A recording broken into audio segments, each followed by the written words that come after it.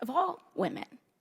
Ms. Goss-Graves, can you tell us a little bit about what sex testing looks like for youth in states with trans athletic bans? It's terrible. In some states, any individual could challenge whether someone is a girl enough to play.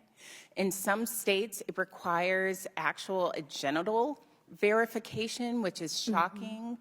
And there aren't, it's not as if there. And let me just stop you right there. You said there are some proposals. I mean, we've seen this in Ohio. There was a proposed ban on trans athletes that originally allowed for genital examinations on minors in order to, quote unquote, protect women.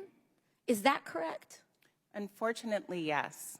And so we're seeing here, in this guise, under the guise of not only trying to further marginalize trans women and girls, we are talking about opening up all women and girls to genital examinations when they are underage.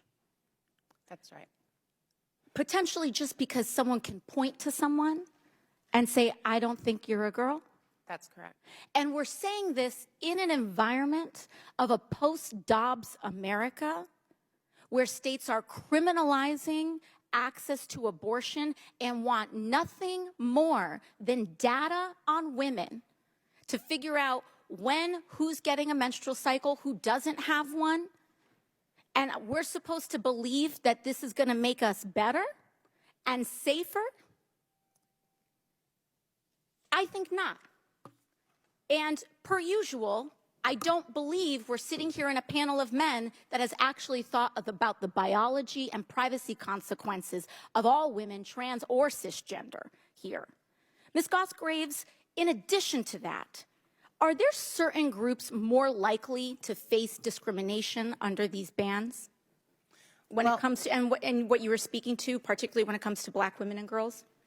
Yeah, we have seen that there are examples of Black women who are even professional athletes whose bodies have been more examined and demonized. We've seen that with my fan favorite, Serena Williams, whose body is often talked about.